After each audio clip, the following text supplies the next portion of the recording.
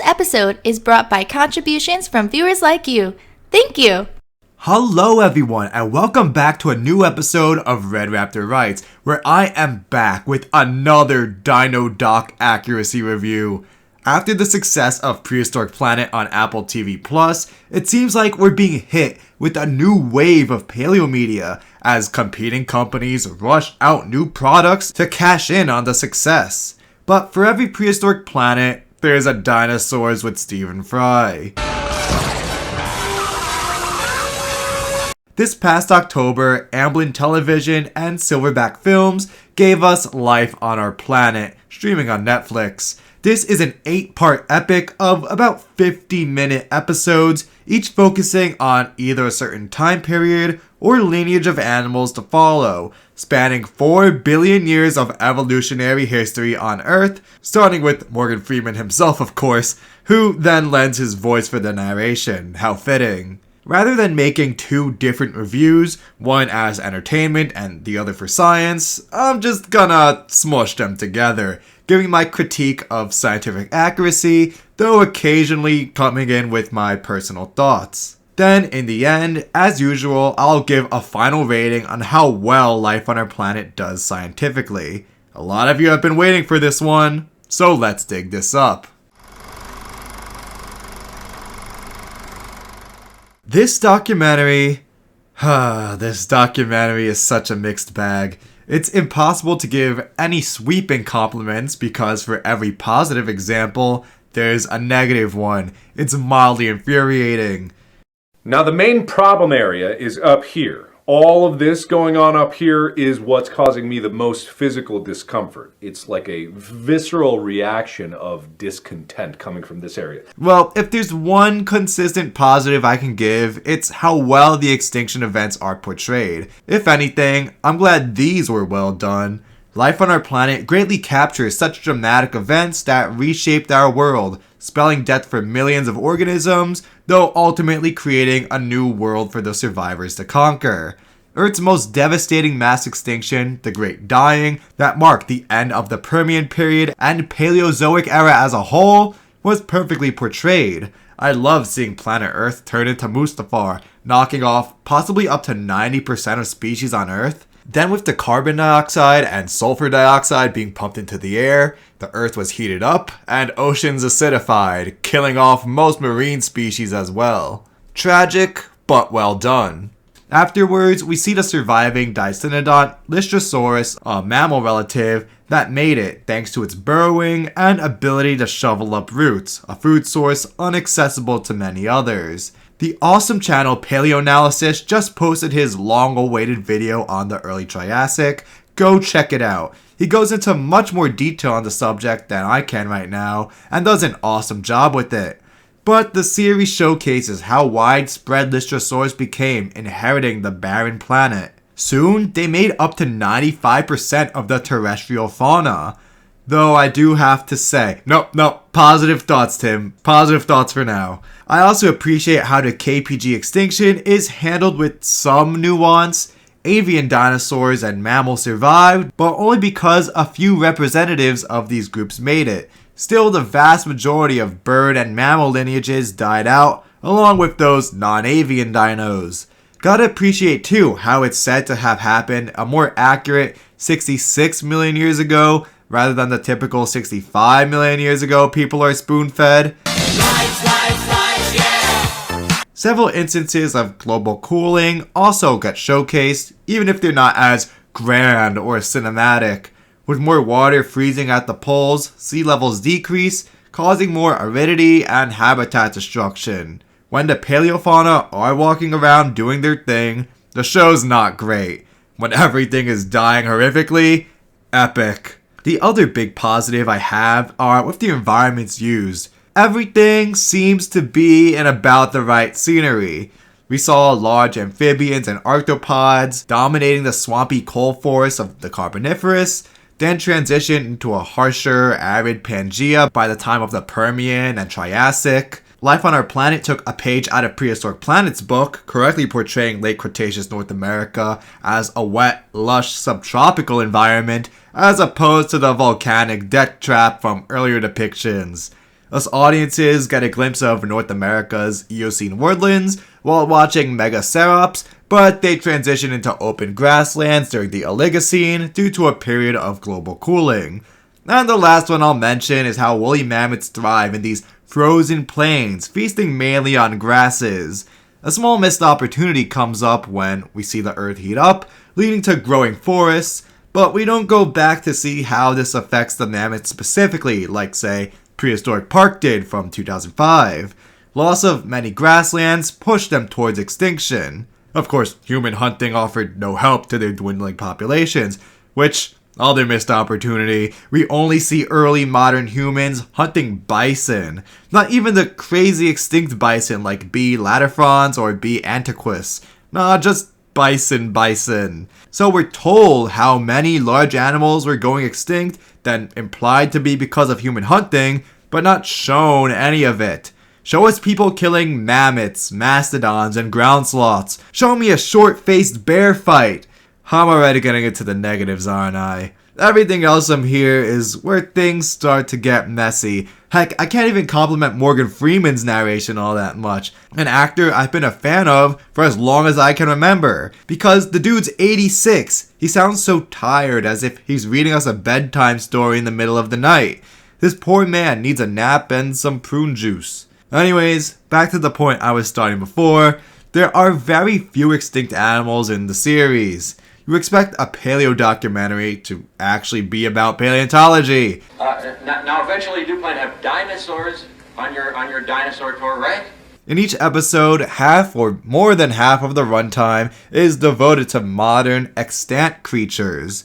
The episodes on birds, mammals, and the Ice Age especially focus primarily on the living, only making brief comparisons to the extinct. I don't mind actual live-action nature documentaries, but not during my paleo documentary. Or maybe these segments could have been supplementary. You know, show us something with the dinosaurs or stem mammals or whatever, then provide a modern example in nature of this for a few minutes. What should have been fun comparisons end up taking most of the screen time.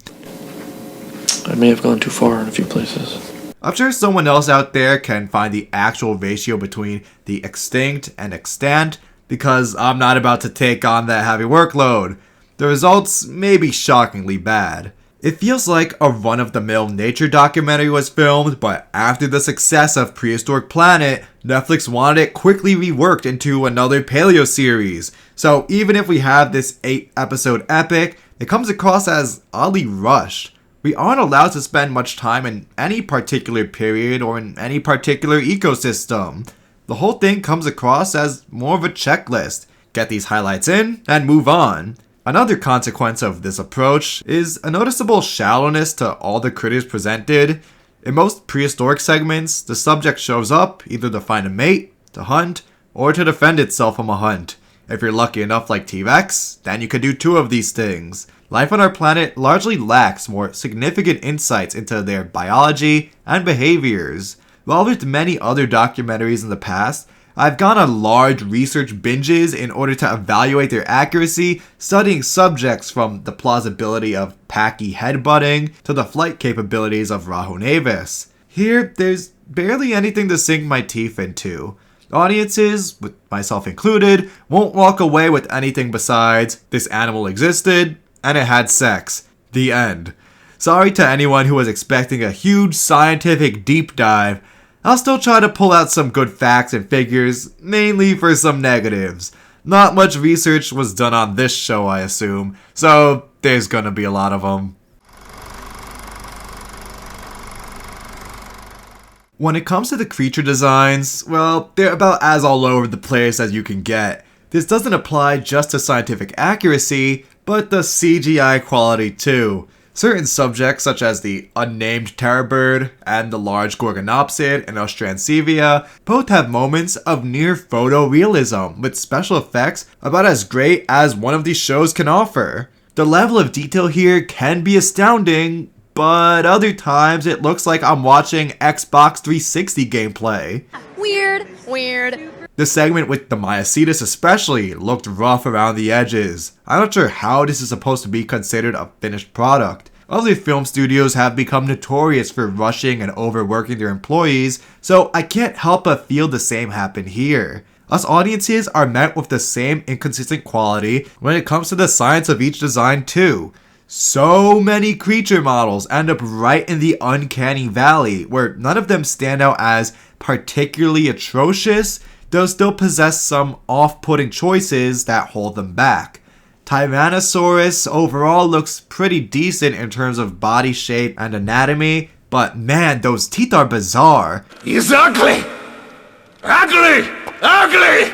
Ugly! So many oddly conical premaxillary teeth rather than the four classic Tyrannosauroid D-shaped scraping teeth. I'm also a fan of the rugosity along the top of the nasal bone with lots of scaly bumps running down the snout, indicated by a lumpy, bumpy texture to the bone. But then the eyebrow ridge gets funky with a big cartoony looking eyebrow formed by this singular bony mass. In real life, they would have been divided as a keratinous crest over the lacrimal bone in front of the eye, and another over the postorbitals above and behind the eye. Not that they never could have connected, but we should be seeing some big tough bumps rather than a singular scaly ridge. The creators seemingly put a small boss on the jugals where one should be, but for some strange reason missed the eyes. Basically, just do what Prehistoric Planet did. Their model was basically perfect. Allosaurus, while not terrible, is featured as way overly crocodilian with rows of osteoderms running down their backs. Erythrosuchus, a large predatory archosauriform, is also given the croc treatment, as its limbs are placed in a more splayed out posture rather than moving back and forth directly under the bodies, as is seen in dinosaurs. Unlike a lot of depictions, Maiasaura doesn't look like a fleshy abomination with an appealing stripy design that also ticks off those accuracy boxes like a snipping beak, a hoof-like keratinous covering on their front limbs, and a row of scales down the midline seen in some relatives. In an odd turn of events, yeah, I didn't hate Maiasaura. A surprise, to be sure, but a welcome one. Can't say the same about Monosaurus though. It joins Myocetus in the 360 lineup, but looks oddly cartoony on top of that. Their skulls are oddly short and round when compared to the long Squidward snoots of actual Edmontosaurus annectens, which should be the species shown in this time at the very end of the Cretaceous and the Upper Maastrichtian. Plus, those soft tissue combs look super goofy. Not that dinosaurs can't have goofy ornamentation, but they definitely didn't help with the cartoony design.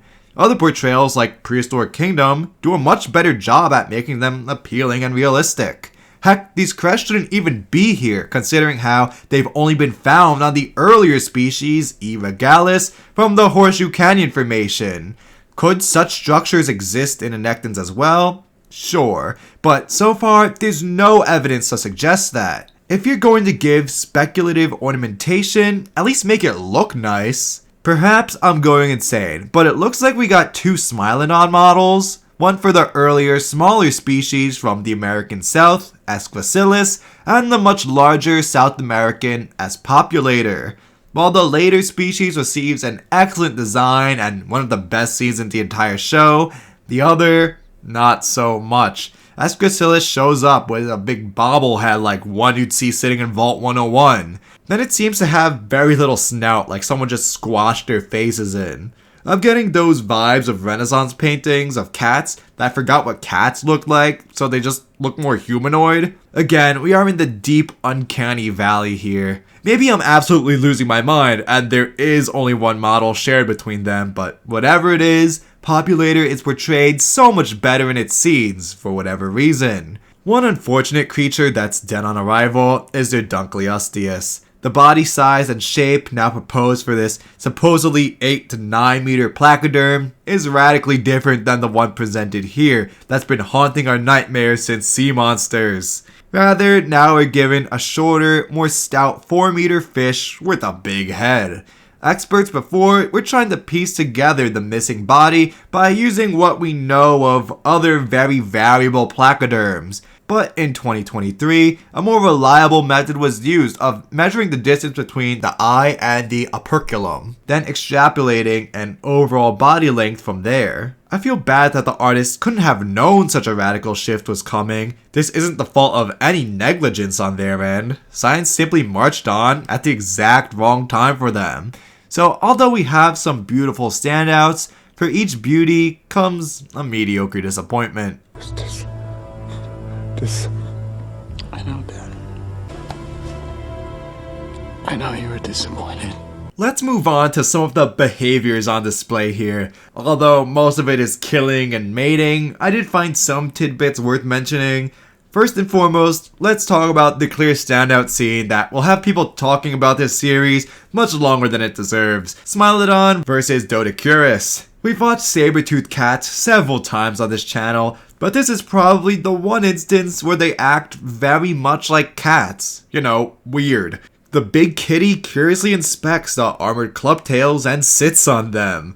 As the favorite new bed of my wife's cat, I found this one relatable. It may seem odd, but even the big cats we're not allowed to cuddle with still act curious and playful. They love boxes just as much as everyone else.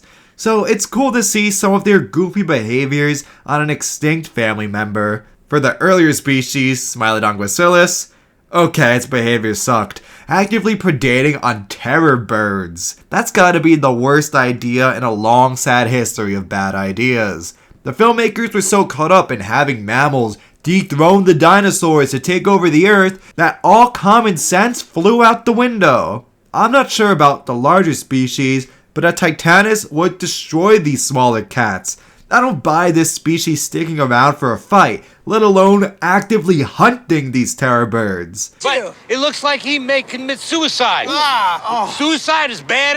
We can tie this example to a larger negative on the whole, that there's a large focus on superiority within the prehistoric segments, which are admittedly few and far between. Netflix, Amblin, whoever, got so caught up in the narrative of one group rising up to dominate another as if we're in history class. Like Assyrians to Neo-Babylonians to Persians to Greeks to Romans. Us audiences go from Cambrian invertebrates to fish to amphibians to reptiles and synapsids to dinosaurs back to now mammalian synapsids. Evolutionary history doesn't work in a clean narrative. Species from different orders and clades evolve to fill different niches. At certain times and places, depending on a variety of conditions, certain adaptations are favored over others. So it's not simply one group supplanting another all the time.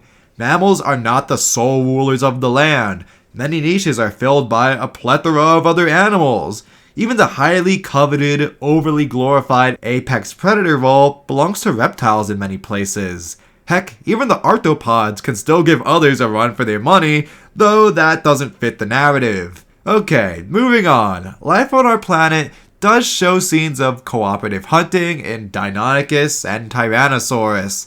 In the past, maybe I presented it more as an open and shut case that all theropods did not ever hunt in packs. While it's certainly overplayed in paleo media, there are a few instances where we can at least consider the possibility, such as in maybe Mapusaurus, Albertosaurus, and Deinonychus. In fact, I was working on a paleo myth as to whether or not dromaeosaurs or the Raptor dinosaurs hunted in packs before I gave my full attention to producing this video. Not to give anything away, but I'll try to be fair by not immediately dismissing the idea. This subject, as you'll see, can take an entire video to cover, so go check that out when it's done. If you subscribe now, you'll see when I release it. In the meantime, there are other dumb raptor tropes to criticize, such as the use of their infamous sickle claw for slashing at victims, in this case an Archansaurus. Debunked 1,000 times over, these claws might puncture a small hole, but definitely not slash or slice through flesh. There's also the high top speed needed to run down quick prey. Even John Ostrom, back in the 70s, upon seeing the limbs of this predator, acknowledged that it wasn't particularly speedy. Faster than a human, especially your average Americans, but not a fleet-footed pursuit predator. It sucks that for a 2023 documentary, we're still stuck with the same bad tropes from 20, 30 years ago. As for Tyrannosaurus, Morgan Freeman presents the hypothesis that their families would have worked together to bring down large prey, in this case a Triceratops. With juveniles and teens being much more nimble, they can chase around the prey item, then round it up for the killing blow of the powerful adult. It is a fun idea, but what's more likely is that the youngsters simply had different niches to adults. With the lack of mid-sized predators to snack on smaller herbivores in Tyrannosaurid-dominated ecosystems, then with different teeth, skull and limb morphologies to fill those voids, it seems far more likely that the young were hunting smaller prey on their own. A new study of a juvenile Gorgosaurus, another close relative, showed that it was feasting on the legs of young Cytipus. My leg! Not portions of, say, large Lambeosaurians their parents would have been eating. Of course, that Gorgosaurus study wasn't released at the time of this documentary's release, but it provides more evidence for this idea. Next, we get to see some behaviors I can only describe as pure anomalies. Alamosaurus, the last remnant of sauropods in North America at the end of the Cretaceous, a gigantic, nearly 40-ton behemoth, gallops away from a coming tsunami. Epic titanosaurs may speedwalk, maybe, but a full-on gallop?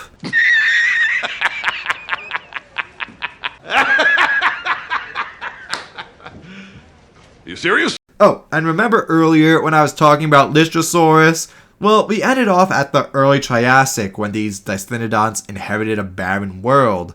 After their population and diversity exploded across Pangaea, we see Plesiosaurs become totally helpless once new predators arrive on the scene. Having never faced predators before, they have no defense, getting eaten into oblivion. Yeah, this is nonsense. Plesiosaurus already had predators such as Proterosuchus and Mascarinus, so it wouldn't have possessed few survival instincts like, say, the dodo, of which adults had no natural predators and would waltz right up to a human.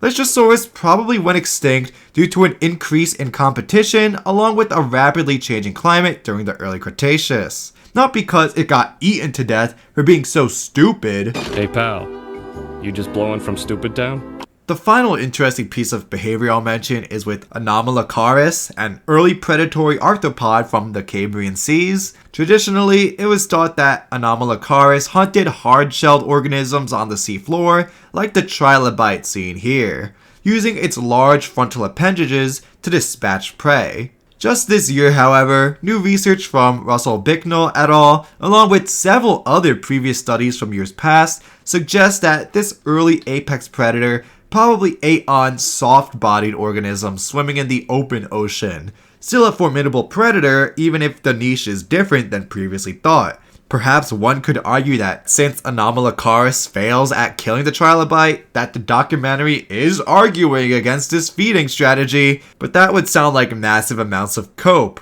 Most predation attempts fail, which is why the segment ends the way it does. Not some weird 4D chess play on the filmmaker's behalf. Last point I'll make here is the super confusing nature of whatever unnamed Plesiosaur this is supposed to be. I have no idea why, but this marine reptile is shown at the KPG extinction 66 million years ago, when this family had already died out over 20 million years prior. Maybe it was easier to reuse the model rather than make an age-appropriate mosasaurid. Whatever the reasoning, it doesn't work. And annoyingly, Morgan Freeman calls this animal just a plesiosaur. What the heck, dude? Yes, technically plesiosaurids and all plesiosauroids do count as plesiosaurs, plesiosaurians to be exact. Again, I have no clue what was going on through the writer's head when they wrote this. Did they think they were being clever or maybe informative? Ah yes, audiences now know that plesiosaurs were plesiosaurians. This doesn't work though, since the average viewer doesn't come in with the background knowledge of this group's phylogeny.